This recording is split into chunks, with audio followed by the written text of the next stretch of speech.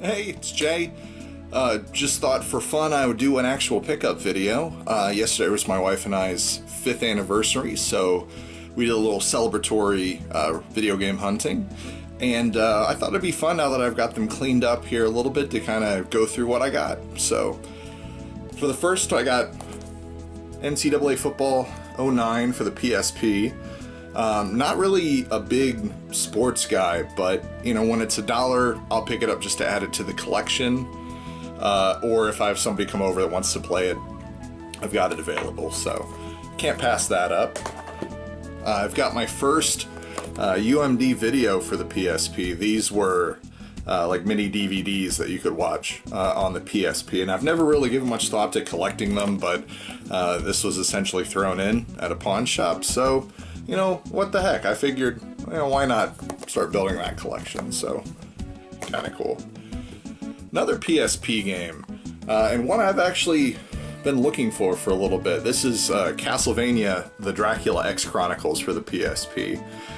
What this was a remake of Rondo of Blood, which was a TurboGrafx Super CD exclusive, as well as Castlevania Symphony of the Night, which is probably one of the best Castlevania games ever made on the PSP.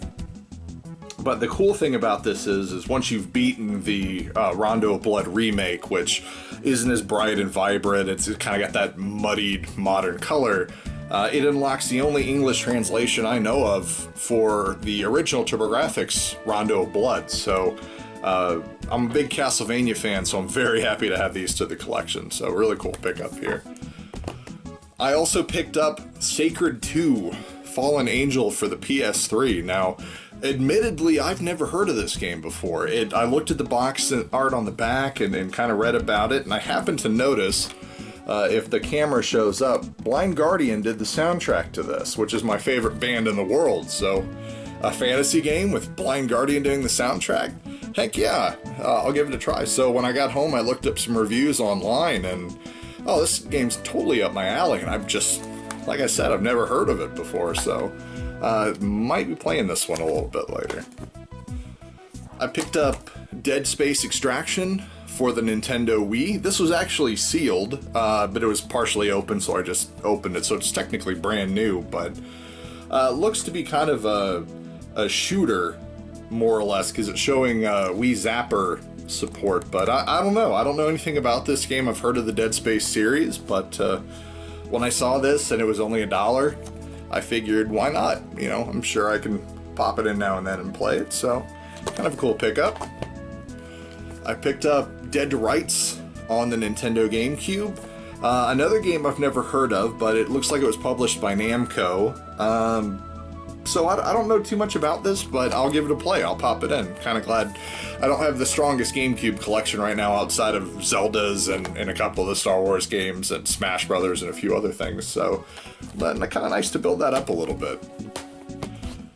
Next, I got Tomb Raider Legend for the Nintendo GameCube. I've kind of got into Tomb Raider a lot recently, so I'm exploring other copies. I've got 3 of the PS1 games, but I haven't played any of the later ones, so again, trying to build that GameCube collection up a little bit, so very happy to have that.